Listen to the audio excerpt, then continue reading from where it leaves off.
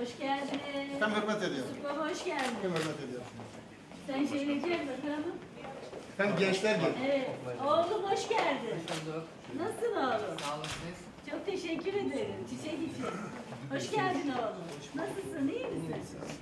Hoş geldin müdürüm. Buyurun. Buyurun. Sayın Bakan. Buyurun. Oğlum hoş geldin. Hoş bulduk. Nasılsın? İyi misin? İyiyim siz? Gelin. Gelin bakalım. Şöyle bir gelin. Yanıma gelin ha. Gel. Çocuklarımız hepsi pırıl pırıl.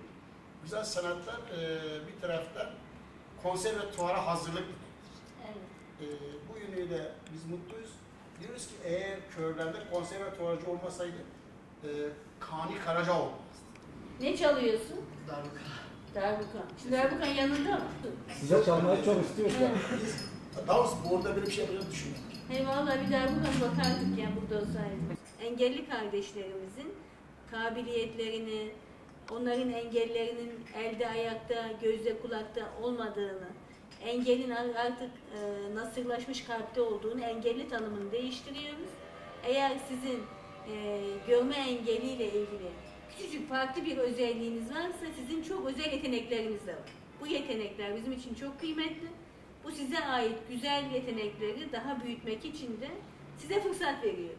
Ve ben başkanınız olarak şunu biliyorum ki azıcık bir fırsat verince muhteşem başarı çıkıyor. Bir Gani Karaca yapan ne? Sanatı, kabiliyeti. Sizin onlardan hiçbir eksiğiniz yok, fazlanız var.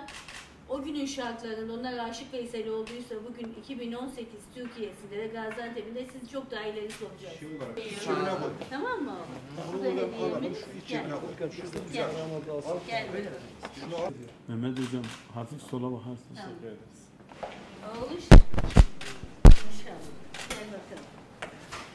İnşallah damatlık kıyafetlerini de hazırlarız oğlumun evlilik